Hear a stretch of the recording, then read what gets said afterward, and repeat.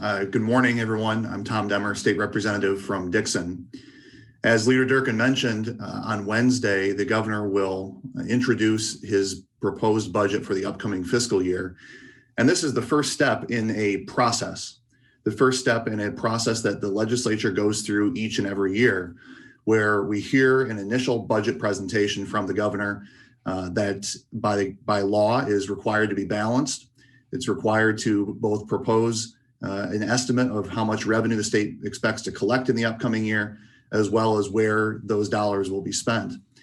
It's important, though, that we look at the last year and learn some lessons from what we saw in last year's state budget. The first important thing to know is that last year's budget, because of COVID and because of many of the changes that happened in our legislative schedule, had remarkably little oversight or input from legislators.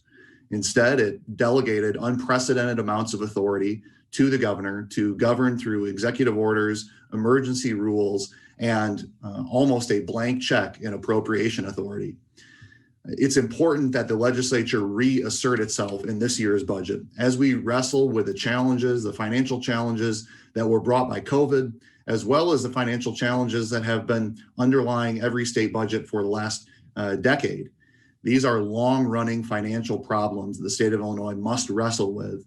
And they're also problems that the state government owes a responsibility to the people of Illinois to show that we're going to address in a above board, transparent, and forthright way. Unfortunately, there's a real credibility problem with budget messaging coming out of the governor's office.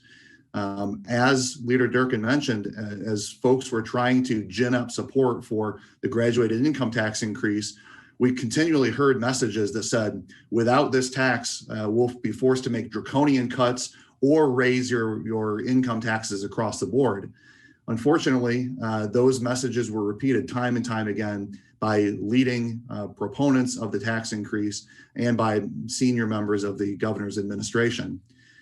We need to rebuild credibility with the people of Illinois. And the way we do that is by having public meetings where department heads, agency directors come before the legislature, answer questions, provide information about their budgets, finally provide this kind of information Leader Durkin has requested and that we've talked about for a number of months, asking for what kind of ideas, what kind of suggestions, what kind of information can they bring forward that would help the state balance the budget and do so in a way that respects taxpayers and the significant burden that they already carry.